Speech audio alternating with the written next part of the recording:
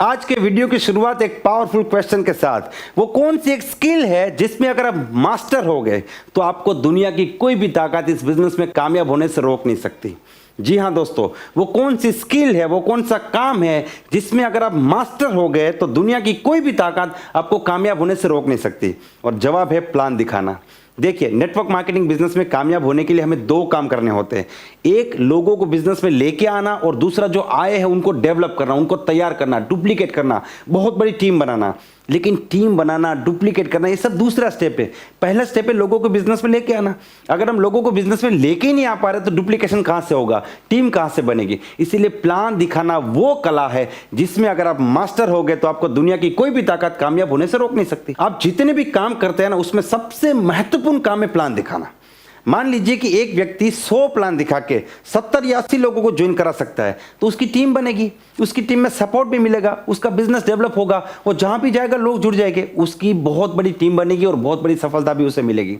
लेकिन एक व्यक्ति 100 प्लान दिखा के 10 लोगों को ज्वाइन करा पा रहा है, वो लोगों को ज्वाइन नहीं करा पा रहा है, तो उसके दिमाग में युद्ध चलता रहेगा कि ये होगा कि नहीं होगा, वो नेगेटिव लोगों को फेस नहीं कर पाएगा। इसीलिए प्लान दिखाना सबसे ज्यादा महत्वपूर्ण है। Your ability to show the plan effectively will determine your level of success in network marketing business।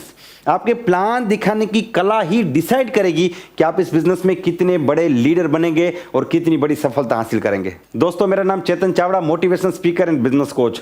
जैसे कि आप जानते हैं, मैंने इस चैनल में जितने भी वीडियो दिए वो सारे स्टेप बाय स्टेप प्रोसेस दिए हैं। फिर चाहे वो सोच के बताऊंगा ऑब्जेक्शन को कैसे हैंडल करे, या फिर प्लान की शुरुआत कैसे करे कि ऑब्जेक्शन आए ही नहीं, या फिर कम समय में बहुत बड़ी टीम कैसे बनाए, ये सारे के सारे टॉपिक जो है वो स्टेप बाय स्टेप सिखाए, क्योंकि मैं स्टेप बाय स्टेप सिखाने में बिलीव करता हूं। तो आज मैं आपको प्लान दिखाने के नियम बताने वाला हूं। इन नियमों को अगर आपने फॉलो किया, मैं डेफिनेटली चैलेंज करता हूं आपको कि आप बेस्ट प्लानर बनेंगे और आपका रिजल्ट जो है वो 2 से लेकर 3% बढ़ने वाला है। तो इस वीडियो को ध्यान से देखिए और पूरा देखिए। सबसे पहले, अगर आप इस चैनल में नए हैं तो पहले इस चैनल को सब्सक्राइब कर दीजिए।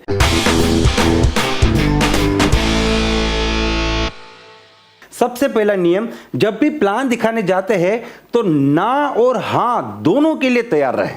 जी हां दोस्तों, जब आप प्लान दिखाने जाते हैं तो आपका रिजल्ट ना भी आ सकता है, हाँ भी आ सकता है। आपको मेंटली प्रिपेयर्ड रहना बहुत ज्यादा जरूरी है।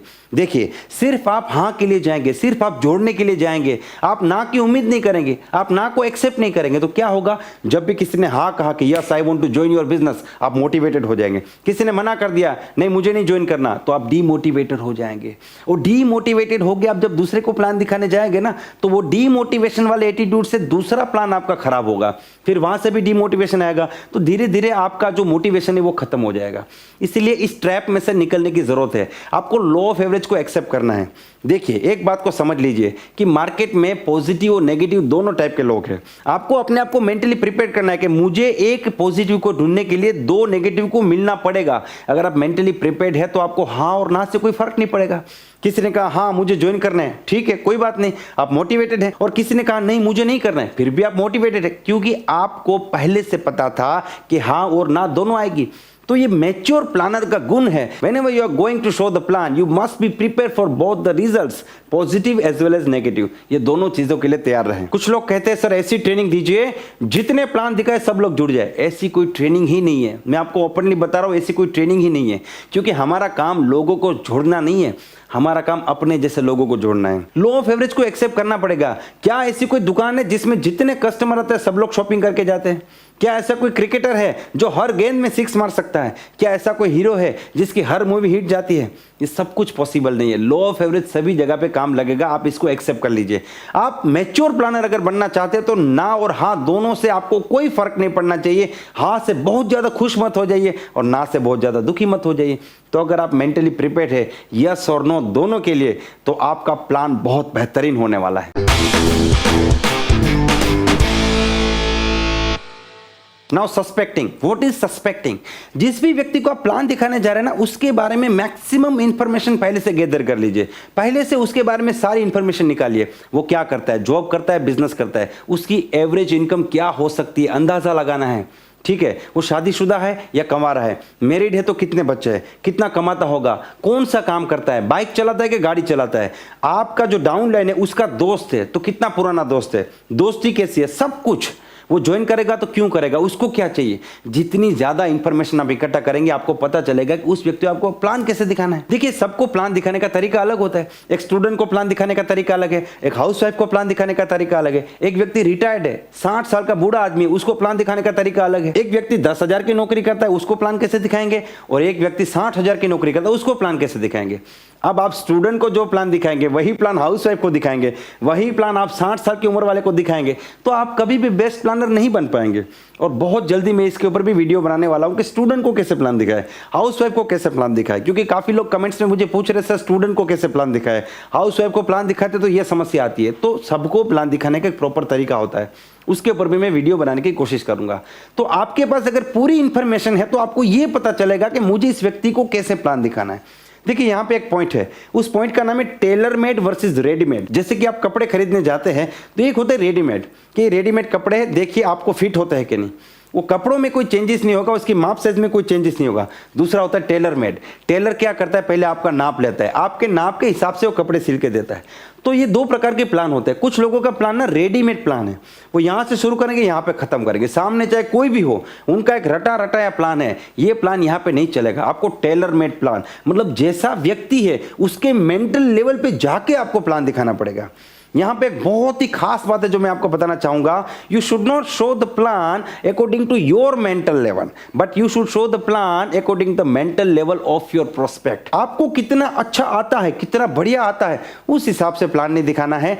आपको अपने प्रोस्पेक्ट का जो मानसिक लेवल है उस स्तर पे जाके आपको प्लान दिखाना है। अगर आपका प्रोस्पेक्ट 7-8 हजार की जॉब करता है, आप उसको करोड़पति बनने का सपना दिखा रहे हैं, तो वो आंख और दिमाग दोनों बंद करके बैठ जाएगा।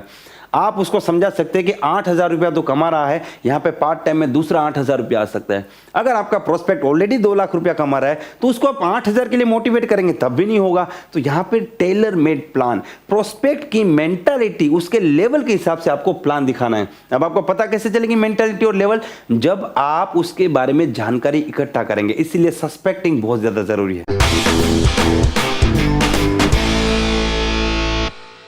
अपॉर्चुनिटी दिखा के प्लान दिखाइए। देखिए, नेटवर्क मार्केटिंग बिजनेस में आपके पास एक प्रोडक्ट हो सकती है, लेकिन सबसे बड़ी चीज है उस प्रोडक्ट को प्रमोट करने की अपॉर्चुनिटी भी आप दे रहे हैं। सबसे बड़ा प्रोडक्ट ही अपॉर्चुनिटी। मैं यहां तक कहता हूं कि नेटवर्क मार्केटिंग का एक ही प्रोडक्ट है, अपॉर्चुनिटी। आप मुझे एक सवाल का जवाब दीजिए, क्या किसी दुकान पे ऐसा बोर्ड लगा हुआ है कि यहां पे मौका मिलता है 250 रुपया किलो?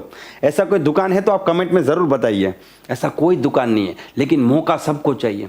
एक व्यक्ति 10,000 कमा रहा है, उसको 20,000 कमाना है, मौका चाहिए। किसी को फेमस होना है, मौका चाहिए। किसी को लीडर बनना है, मौका चाहिए। किसी को कामयाब होना है, मौका चाहिए। किसी को कर्जा उतारना है, मौका चाहिए। किसी को सपनों का घर बनाना है, मौका चाहिए। किसी को नौकरी से छुटकारा चाहिए, मौका चाहिए। मौका नहीं उसके पास। किसी को अपनी छोटी बहन की शादी करानी है, मौका चाहिए। किसी को अपने माँ बाप को हज पे भेजना है, मौका चाहिए। किसी को अपने माँ बाप को प्लेन में बिठाना है, मौका चाहिए। किसी को दुनिया की सैर करनी है, मौका चाहिए। किसी को अपने बच्चों को अच्छे से अच्छा एजुकेशन देना है, मौका चाहिए।